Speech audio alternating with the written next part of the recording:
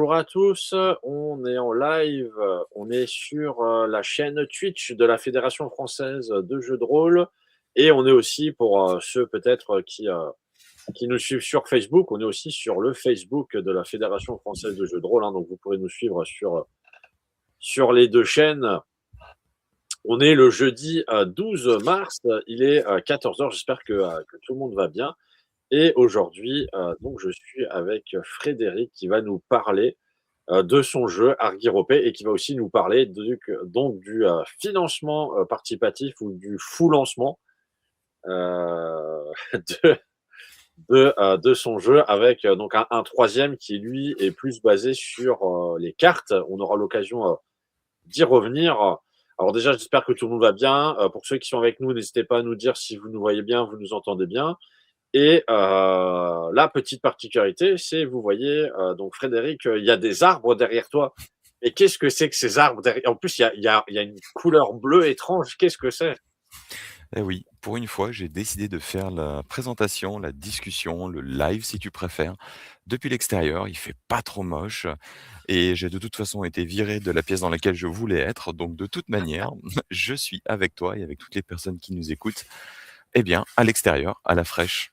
Et d'ailleurs, bonjour ou bonsoir à toutes les personnes qui nous écoutent aujourd'hui. Ben, super, merci à toi. Bon, moi, je suis à l'intérieur. Je suis dans une immense pièce toute noire où il y a des étranges symboles et il y a marqué Argyropé un peu partout. Tu vois, c'est vraiment bizarre. Et donc toi, tu es à l'extérieur. Ça donne presque l'idée d'imaginer des lives dans la forêt, tu vois, en disant, je sais pas, jeu de rôle dans la forêt et de discuter en Mmh, train de marcher dans une forêt, ça pourrait être drôle. oui, ou Euh, faire des lives de GN en fait. c'est ça, faire un gène en pleine forêt, mais pendant que tu fais le gène, tu discutes en même temps avec Ouais, la une sorte personne. de un fan footage, mais holistique. Pourquoi pas? Alors, je vois qu'il y a des gens qui commencent à nous rejoindre. Donc, si jamais, hein, n'hésitez pas à nous dire si vous nous bien, vous nous entendez bien, surtout si vous entendez bien Fred, puisque, comme dit, il est à l'extérieur, donc juste, bon, on n'entend pas trop le bruit des animaux, donc ça n'a pas l'air du tout d'être gênant. Euh, Normalement, ça devrait aller, c'est pas trop bruyant autour de moi. ça c'est bien, hein, donc c'est peu pratique. Et puis, vous avez la possibilité aussi d'admirer cette magnifique vue. Je ne sais pas, tiens, si tu as la capacité de nous montrer un petit peu plus de ton jardin ou si tu es bloqué. Là, je vais être un peu plus bloqué, effectivement. Je vais pas pouvoir me balader, je Bon, c'est vais pas grave. plutôt éviter ça. Alors, bah écoute, ce que je te propose, c'est bah, déjà une petite présentation de toi-même Ouais, pour celles et ceux qui n'auraient jamais eu l'occasion déjà de voir un de tes lives. N'hésite pas, hop, à te présenter. Je vois qu'il y a déjà des gens qui nous disent bonjour. Donc, pour rappel, hein, n'hésitez pas aussi à poser vos questions pendant le live. Donc, si jamais vous avez des questions sur le jeu de rôle en lui-même ou donc sur le financement participatif qu'on va présenter, vous aurez l'occasion de revenir dessus. Donc, faut pour préciser. commencer, ben, je te propose Ouais? effectivement une petite présentation de toi-même, hein. Tu as l'habitude en une minute. Qui es-tu? Oui, même moins d'une minute, parce qu'au final, c'est pas vraiment ça qui importe. Je suis, Frédéric Marin et là, actuellement, je suis dans un joli, jardin strasbourgeois, là où j'ai élu domicile et aujourd'hui, je suis avec toi, je suis avec vous pour discuter un peu de jeux de rôle et en particulier du fait que, depuis quelques années maintenant, je publie du jeu de rôle et en particulier la gamme d'Argyropé dont on va discuter, présentement. Plus, j'ai aussi eu l'occasion de publier un autre, petit livret de jeux de rôle, Speedrun RPG et je m'éclate, actuellement en tant qu'auteur indépendant, en autodistribution, auto-édition. Bref, je fais plus ou moins tout dans mon coin et en marge pour le moment des grosses boîtes de production. Super, merci à toi. Ben, je te propose qu'on enchaîne justement, vu que tu en as parlé sur ton jeu de rôle Argyropé. Peut-être rapidement rappeler ben, comment t'étais venu l'idée à la base de ça et pour qu'on comprenne un petit peu aussi quel est l'univers justement Ouais. du jeu de rôle. Bah, je vais t'expliquer tout ça. Je me souviens que on a fait une interview, toi et moi, il y a 3 ans, au tout début d'Argyropé et les réponses normalement ne devraient pas avoir beaucoup changé. Ouais. Que, il y a donc, Argiropé a été mis en financement participatif il y a 3 ans, quasiment jour pour jour, et à cette époque, j'avais créé ce début de jeu de rôle, ce début de gamme, parce qu'après des années de jeu, des dizaines d'années de jeu et des années de lecture, j'ai un j'ai développé en fait mon petit univers comme tout rôliste en réalité. La différence c'est que, moi j'ai pris beaucoup, beaucoup de temps pour affiner cet univers avant de coucher quoi que ce soit par écrit et j'ai beaucoup trié tout ce que j'aimais dans le jeu de rôle, ce que j'aimais voir et j'ai enlevé tout ce que je n'aimais pas trouver, les choses compliquées, les choses qui me repoussaient, que j'avais pas envie de jouer et quand j'ai fait tout ce tri, je suis arrivé avec une base finale bah, qui m'a fait dire: «Il y a pas ce que je veux dans le jeu de rôle moderne, dans le jeu de rôle, contemporain ou dans le jeu de rôle ancien». J'ai jamais trouvé quelque chose qui me plaisait en termes d'univers, en termes de règles, en termes de scénario et avec toute cette compilation d'idées que j'avais et ces scénarios que j'engrangeais dans ma mémoire depuis longtemps, parce que je suis maître de jeu avant d'être joueur, eh bien, je me suis dit: «OK, je vais me lancer». Alors au début, je me suis lancé en tant que petit gars dans un coin, je me suis fait plaisir, j'ai écrit mon petit truc, je tapais sur Word, plutôt sur LibreOffice. Mais au bout d'un moment, au bout de 300-400 pages, je me dis: «Bon, ça commence à faire gros» et ensuite, j'ai fait lire tout ça à des amis, à des collègues, à d'anciens rôlistes, à des nouveaux rôlistes, à plein de gens et les retours ont été très bons, très enthousiastes. Donc je me suis dit: «Bon, bah, finalement, je vais publier ça pour moi, pour les quelques personnes que ça peut intéresser, juste, me faire un print on demand sur mon petit jeu de rôle». Vraiment aucune ambition autre et bon, bah, je me suis dit: «Qui veut, si je veux imprimer un truc, autant qu'il y ait un peu d'illustration». Donc je suis allé chercher des illustrateurs, des illustratrices en freelance que j'ai engagés, que j'ai rémunérés, j'ai obtenu des illustrations. Puis petit à petit, ça a grossi, grossi, grossi. Il y a 2 livres de base qui ont été créés. Puis après, je me dis: «Bon, un écran, ce serait chouette». Alors j'ai trouvé un illustrateur pour l'écran. Puis je me dis: «Bon, bah, il faut que je fasse au moins une petite aventure pour aller avec l'écran, puis une aventure d'initiation» et en fait, c'est une machine qui s'est emballée et au final, je me suis retrouvé avec un jeu de rôle que j'ai appelé Argiropé, puisque c'est un terme alchimique qui existe réellement et qui est la transformation des métaux, qu'on appelle des métaux vilains, en argent. Et l'argent a une place prépondérante. Le minerai d'argent a une place prépondérante dans Argiropé. Argiropé, qu'est-ce que c'est aujourd'hui? Aujourd'hui, c'est un jeu de rôle qui est fondé plutôt sur un univers de Renaissance fantasy européenne, donc une sorte de renaissance fantasmée de l'Europe à l'époque de la fin de la Renaissance et du siècle des Lumières. Donc je me suis permis de faire un amalgame, hein, je ne suis pas historien, c'est pas le but, sur lequel j'ai décalqué un petit peu enfin j'ai plutôt calqué de la fantasy, mais de la low fantasy, dans le sens où on va jouer des humains et on ne jouera que des humains, il n'y a pas d'elfes, de nains, d'orques ou de dragons. Et composante magique existe, mais elle est très subtile, très légère. La magie n'est pas grandiloquente, elle n'est pas ultra puissante, elle ne peut pas servir à blesser les autres, de prime abord. Et il y a plein d'autres petites choses qui s'accumulent. En particulier, c'est un univers que j'ai créé qui est à secret, c'est-à-dire que Argiropé est une gigantesque cité, plus d'1,5 million d'habitants, bâtie sur une colline. Dans cette colline, il y a les mines argentifères qui ont fait sa richesse, qui ont permis son développement humain, son progrès social, son progrès technologique et progrès artistique. Et le but de ce jeu de rôle, ce que j'ai fait, c'est que je l'ai tourné vers de l'urban fantasy, hein, quelque chose qui me plaît beaucoup. J'aime beaucoup jouer dans les cités complexes, les cités qui sont bien construites, bien détaillées.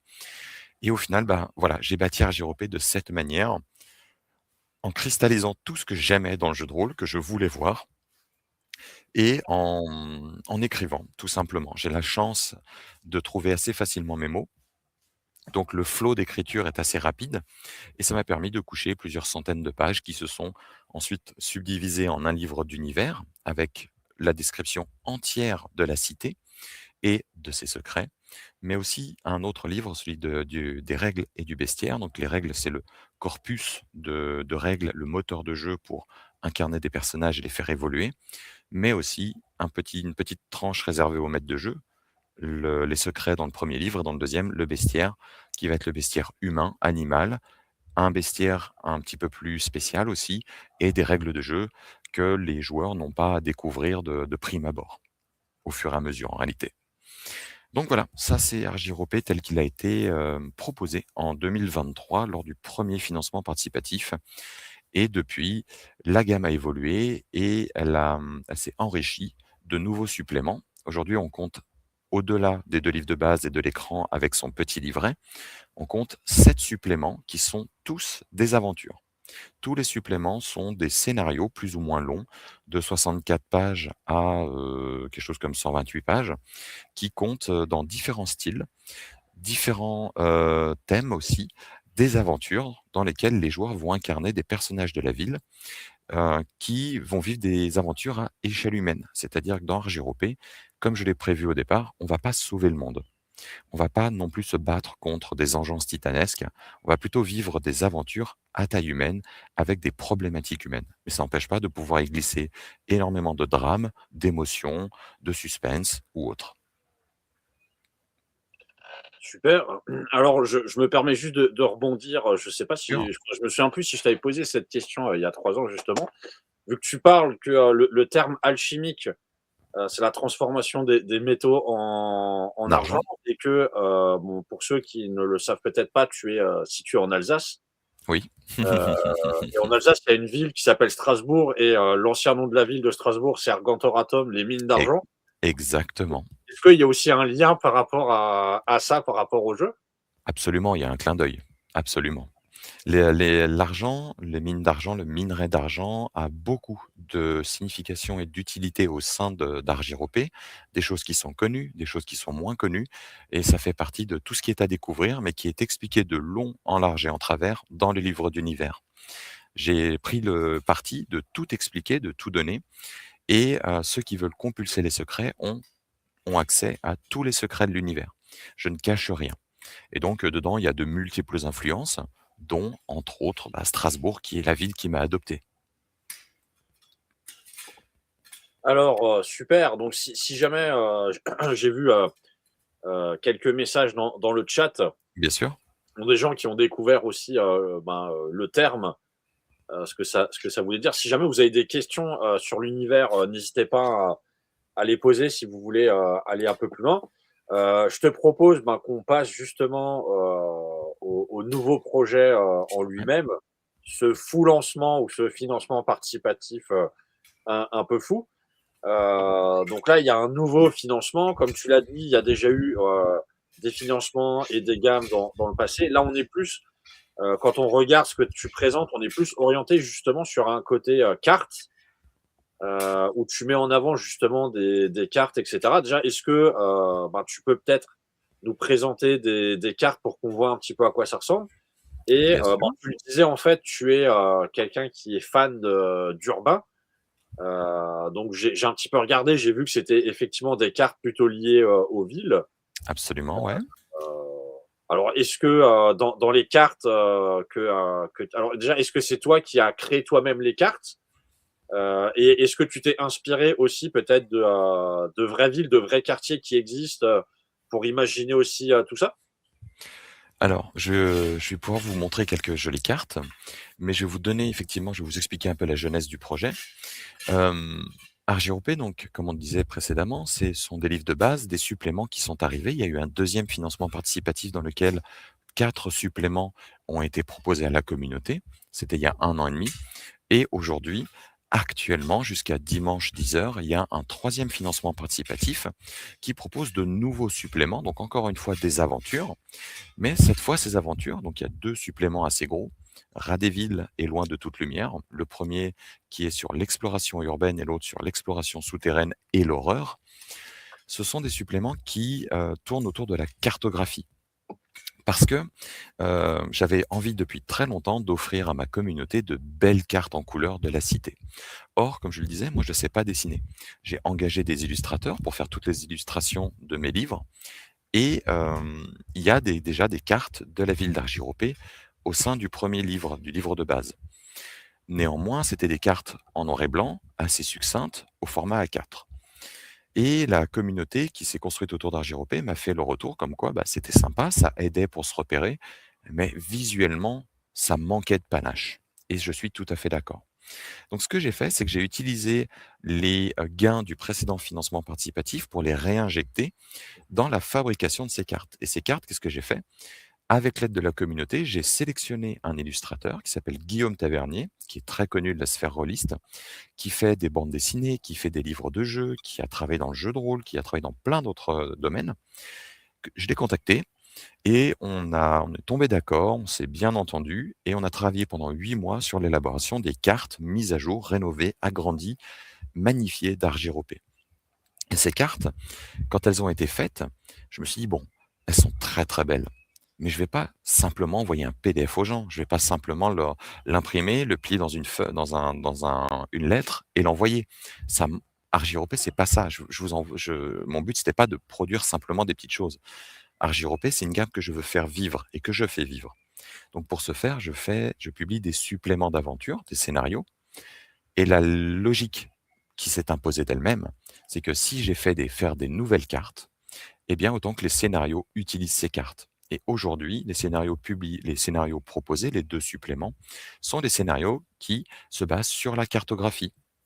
Dans le premier, dans Radéville, les joueurs incarnent des Radéville, justement, c'est le sobriquet que l'on donne aux explorateurs urbains qui sont chargés de fouiller l'intégralité de la ville pour répertorier les changements topographiques, les nouvelles rues, les redécouvertes, les effondrements, les ruines et autres. Et donc, les cartes sont utiles à ces gens et ces gens les mettent à jour. Et dans le deuxième, vu qu'on est sur l'exploration souterraine, on va servir de la deuxième carte principalement pour se repérer, à savoir comment on va évoluer dans les strates souterraines d'Argiropé. Ces cartes font partie donc du financement participatif, accompagnent les suppléments et écoute, je vais avoir le plaisir de te les montrer, directement. Là, je vais partager mon écran. Alors, si ça merde, je suis sincèrement désolé, hein, j'ai pas beaucoup l'habitude de le faire, donc Et permettez, puis j'essaye. on est en live, c'est un problème technique, C'est une habitude même. c'est, Alors, ouais, voilà. Alors, bon. je pense que vous devriez voir déjà la première carte, c'est la vue du dessus. Est-ce Alors, que on a la carte de la ville vue de dessus, effectivement. Voilà, c'est ça. Donc là, vous avez la carte telle qui va être livrée aux souscripteurs, à la fois en format JPG et au format papier pour ceux qui ont souscrit à l'option physique. Vous voyez la vue du dessus avec ici près de 60 quartiers qui sont décrits, donc des quartiers qui sont basés sur en fait, sur des logiques d'utilisation du quartier.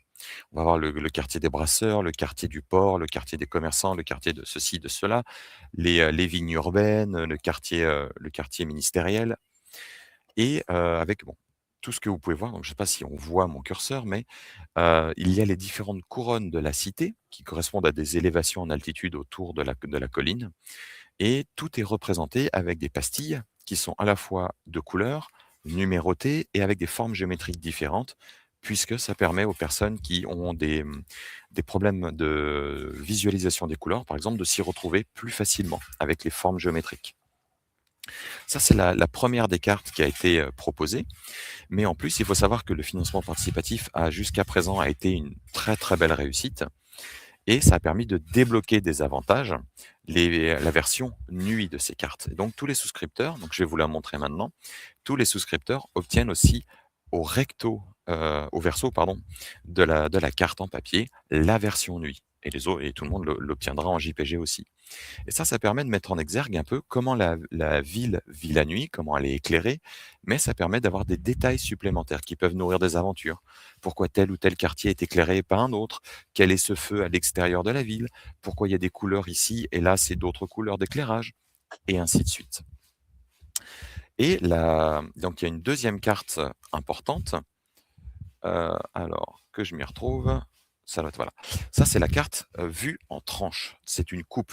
Parce que comme je le disais, on a la cité qui est bâtie au-dessus et ensuite on a des successions de niveaux qui correspondent aux mines argentifères qui ont été vidées de leur minerai avec le temps et qui sont convertis en quartiers résidentiels. Donc on a la tridimensionnalité d'Argiropé et encore une fois, on a aussi la version nuit où des choses apparaissent, disparaissent et qui nous permettent de jouer en fait en jour et en nuit.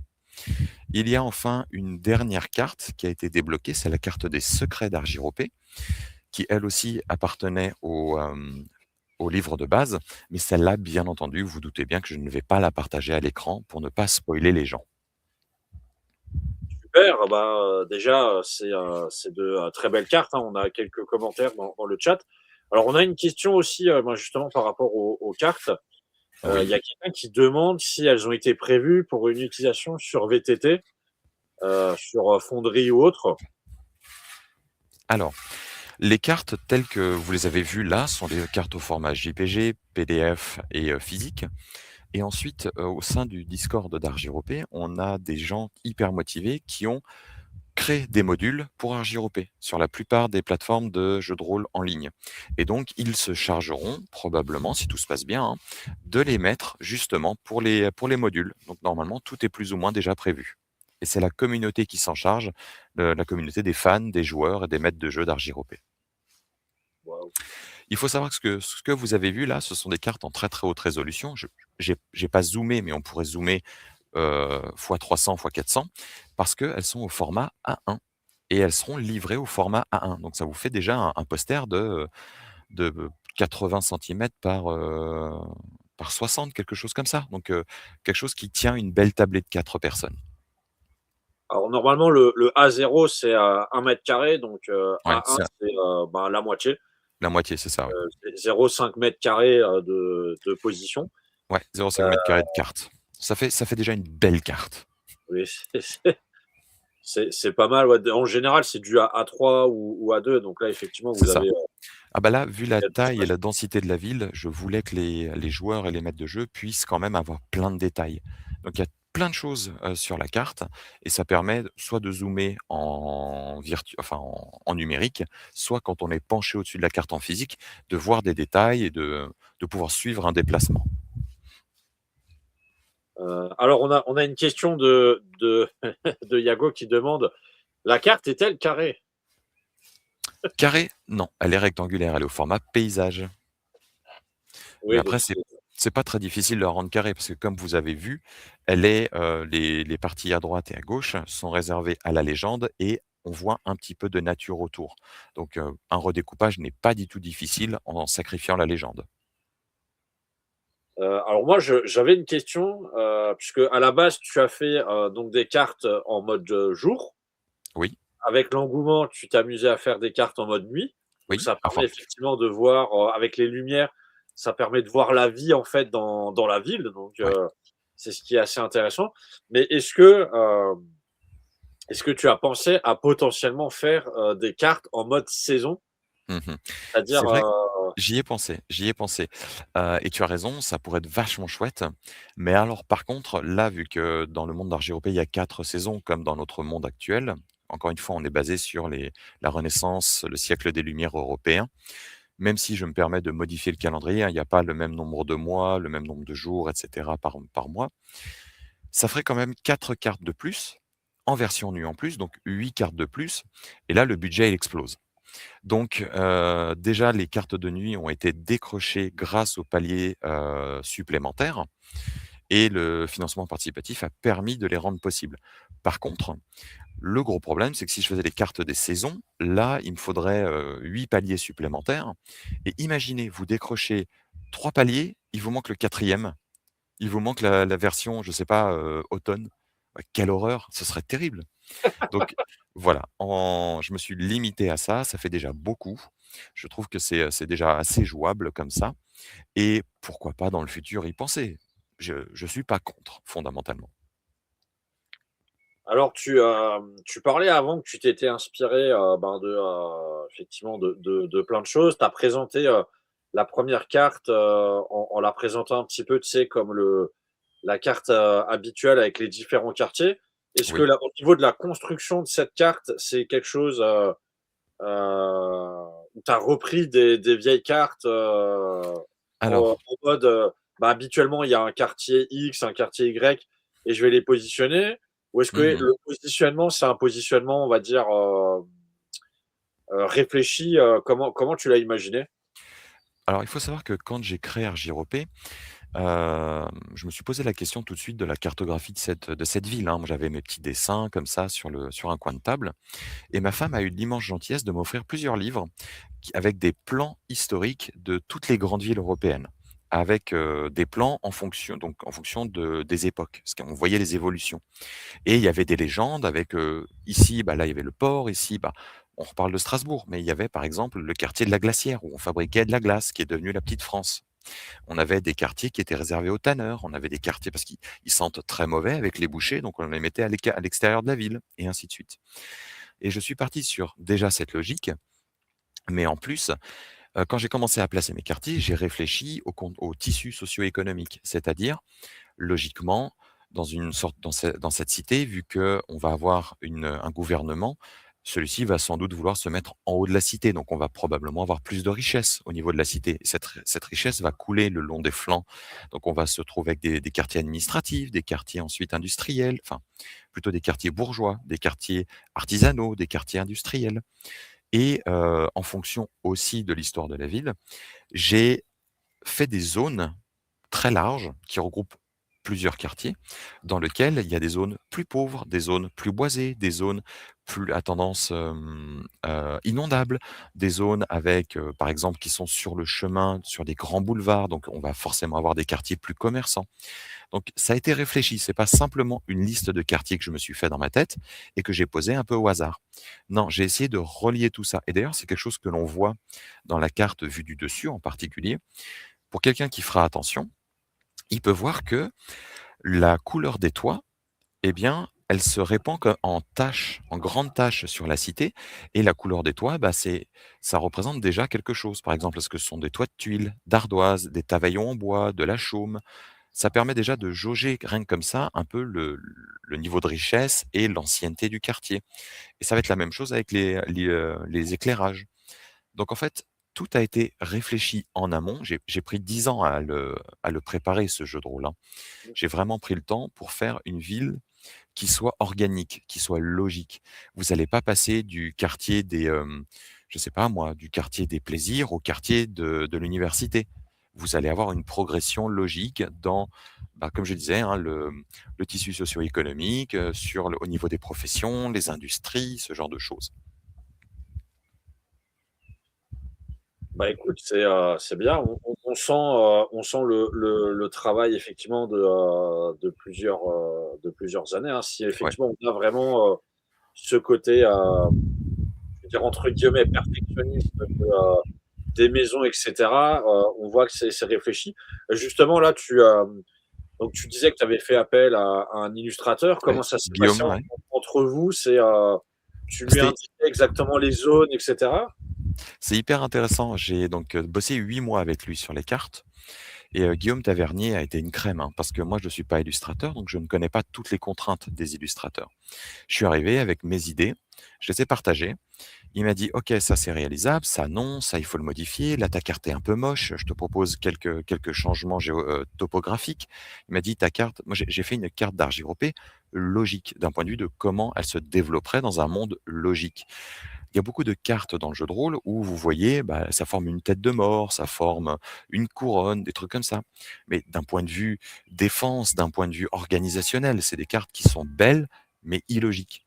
Donc finalement, la carte d'Argiropé, bah, c'est une sorte d'ovale parce que ça suit les formes de la colline, c'est facile à défendre, c'est facile à cultiver, c'est facile de travailler dessus, il y a des mines en dessous. Bref, ça suit une logique. Mais Guillaume m'a tout de suite dit: «Bah, écoute, il faut égayer un peu. Je te propose ici de rajouter une rivière, d'ici de décaler un peu ce quartier». Donc ça a été extrêmement intéressant et moi, je lui ai envoyé je crois, un cahier des charges qui devait faire 12 pages, quelque chose comme ça, le premier jour et on a travaillé dessus, on a fait des itérations. Moi, je demandais toujours plus de détails. Lui, il me limitait dans ce qui était possible et pour éviter, lui, d'y passer 5 ans, hein. Donc ça a été, très formateur pour moi et on s'est en très bien entendu. Il a été très, très chouette, donc je ne peux que le recommander. Super. Bon, en tout cas, ce qui est bien, dans ta démarche aussi, c'est vraiment d'aller vers les professionnels pour t'accompagner et pour pouvoir mettre en place, les outils. Alors on a une question, bon là, c'est plus sur l'univers et le jeu en bien sûr. lui-même. Quelqu'un qui pose la question de savoir quel est le système de jeu qui est utilisé. Mmh. Alors, j'aurais pu céder à la facilité de prendre un système de jeu déjà connu, le Basique Descent ou Donjons& et Dragons, par exemple, l'OSL, mais c'est des systèmes de jeu qui ne me correspondaient pas. Parce que ce que je souhaitais, moi, c'est un système de jeu assez rapide, une résolution rapide, parce que la narration est pour moi prépondérante au ludisme dans un JRPG. J'adore les systèmes complexes, hyper simulationnistes, mais c'est pas ce que je voulais pour mon aventure. Puisque dans RGRP, on joue des humains avec des problématiques humaines et des scènes que j'espère émotionnelles, je voulais quelque chose qui règle les combats assez rapidement, qui soit facile à interpréter, que le maître de jeu n'ait pas à intervenir tout le temps. Donc j'ai créé mon système de jeu, que j'ai perfectionné, que j'ai fait tester, j'ai eu des retours, enfin, j'ai fignolé ça pendant des années. Et aujourd'hui, on est sur un système très simple. On a une feuille de personnage dans lequel on va avoir une liste de compétences, un ou des métiers. Ces métiers vont apporter des bonus aux compétences. Bah, si, par exemple, un meunier fait un test de détection pour trouver, par exemple, des traces de pas dans la farine, bon, bah, son métier va lui apporter des bonus. Donc, c'est très simple. Et on lance un dé de 10. Et ce dé de 10, tout de suite, il n'y a pas besoin du maître de jeu. On additionne le dé de 10 avec les bonus de compétences et de métiers et on le compare à une échelle de valeur. Si le total est de 0, c'est un échec critique. Entre 1 et 7, c'est un échec. 8 et 9, c'est un succès partiel. 10 à 14, c'est un succès. Et au-delà, c'est un succès critique. Et donc, comme ça, les joueurs, en une action, en un lancer de dés, ils savent si leur action a fonctionné. Et ça permet d'aller assez vite. En plus de ça, on ajoute le fait que dans RJRP, il y a plusieurs particularités. Il y a la magie. Tout le monde a accès à la magie. Et au début du jeu, on a entre 0 et 5 sorts. Ces sorts donc appartiennent à plusieurs domaines. On pioche librement dedans et on peut les utiliser un peu comme on veut, quand on veut. Il n'y a pas d'incantation, c'est quelque chose qui est inné, c'est rapide, mais ce sont des sorts, comme je le disais, qui sont relativement légers. On va faire pousser des plantes, on va communiquer avec des animaux, mais on ne va pas lancer de boules de feu. Et pour utiliser les sorts, mais aussi s'améliorer parfois, et pour jouer avec la narration, il y a une mécanique, entre autres, dans RGOP qui s'appelle le panache. Ce sont des points journaliers qui représentent l'énergie vive d'une personne, hein. On se lève, on pète le feu, on boit un café ou on fait un bon repas, on regagne de l'énergie. On regagne du panache et ce panache peut être utilisé pour lancer des sorts ou améliorer par exemple ses jets de dés. On peut améliorer la valeur du dé qui a été lancé en dépensant du panache. Et ça, c'est automatiquement une réussite. La dépense de points de panache fonctionne tout le temps, à l'unique condition que la description soit améliorée. Et donc comme ça, les joueurs peuvent compenser un mauvais jet de dés avec l'utilisation de points de panache, mais aussi, bah, ça les force à être plus théâtraux. Donc en fait, on augmente la narrativité, on augmente l'incarnation des joueurs dans leur rôle. Et ça permet d'avoir des parties qui vont vite, des combats pas trop longs quand il y en a, parce que le combat n'est pas le nerf de la guerre d'Argyropé. Et surtout, bah, quelque chose qui est beaucoup plus dans l'expression. On fait plein de choses. Et ça permet d'avoir des descriptions assez enflammées et assez vivaces. Super, merci. Alors, j'espère que les explications répondent à la question qui avait été posée sur le système de jeu. J'ai Mhm. l'impression que oui. Ouais. Un dé Euh, de 10. Voilà. Vous réglez tout avec un dé de 10 autour de la table. Moi, je reviens juste sur les cartes. Donc là, ces deux cartes jour et nuit qui arrivent. Est-ce Mhm. que déjà, pour le futur, tu as eu des réflexions sur des nouvelles cartes qui allaient être imaginées? Non. Non, non, non, non, parce que, bah, déjà, les gens attendent d'être livrés. Encore une fois, je rappelle, le financement participatif n'est pas fini. Il finit dimanche soir. Ensuite, il y aura la période de production, donc j'espère pouvoir livrer tout ça d'ici l'été, pour l'été en tout cas plutôt. Mais par contre, tous les suppléments, ainsi que les cartes et tout le reste, tout est déjà prêt. Donc, dans les jours qui suivront le financement participatif, dans le bulletin numérique de Game on Tabletop, les gens recevront tous les PDF, tous les JPG immédiatement. Donc ça ce sera dans les jours à venir de la semaine prochaine. Puis ensuite les contreparties physiques plus tard. Et après, bah, j'aurai des retours au fur et à mesure de la réception, de l'utilisation des cartes, des jeux. Et là, j'envisagerai le futur avec la communauté. Par contre, vu que dans Argyropé, on ne joue que dans Argyropé, il n'y a pas la nécessité de faire des cartographies d'autres lieux. Et donc, ça devrait se suffire à soi-même. De toute manière, la suite de la gamme est déjà en prévision, puisque j'ai déjà d'autres suppléments qui sont écrits, en cours de test ou en cours d'écriture. Donc je sais déjà que Argyropé va perdurer. Et en particulier, grâce au succès de la gamme et du financement actuel, bah, j'ai déjà de l'argent pour pouvoir payer les illustrateurs de ces prochains suppléments. Super. Alors, là, j'ai partagé le lien justement du financement participatif dans les messages, hein, si jamais n'hésitez pas à regarder. Merci. Donc là, par contre, on retrouve uniquement les cartes, mais si on veut pouvoir se procurer, le reste de la gamme, où est-ce qu'on va? C'est facile. Sur la page du financement participatif, vous verrez, vous pouvez déjà prendre les suppléments avec les cartes si ça vous intéresse, mais si que ça vous intéresse ou non, dans les options, vous pouvez acquérir tout le reste de la gamme. Donc, tous les livres de base, les suppléments, l'écran, il y a de la réimpression qui est prévue grâce à ce financement participatif et vous pouvez accéder aux options pour 0 € si ça vous intéresse. Et on peut acquérir en physique comme en PDF. Super, hein. Si jamais n'hésitez pas, à découvrir le jeu. Mmh, ou même voilà, même si les gens ne veulent pas acquérir, ils peuvent tout à fait aller jeter un œil sur les pages de financement participatif et sur les différentes discussions que j'ai eu l'occasion d'avoir ces derniers temps avec la communauté. Alors, est-ce que, on a des questions parmi les personnes qui nous suivent? Je vois que malheureusement certaines personnes vont devoir, nous quitter. Il y Il a pas est, de souci, ça fait déjà 40 minutes qu'on discute. il est, oui, bah, il est 14 heures le jeudi. Bon, en tout Eh cas, oui, moi, je remercie, je félicite les personnes qui nous suivent à cette heure-ci. c'est super chouette. Juste regarder si on a, peut-être, une dernière question. Sinon, ben, est-ce que, tu as un mot, de la fin par rapport, au projet de manière générale et au financement, qui finit dimanche?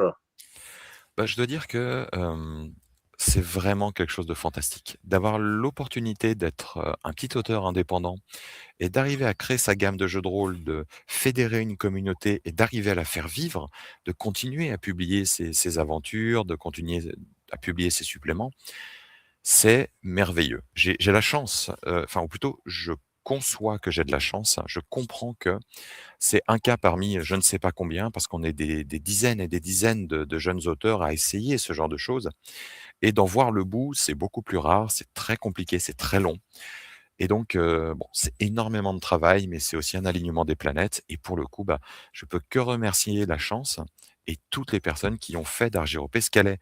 C'est-à-dire à la fois ma femme qui me supporte, mais de manière inconditionnelle, c'est fantastique.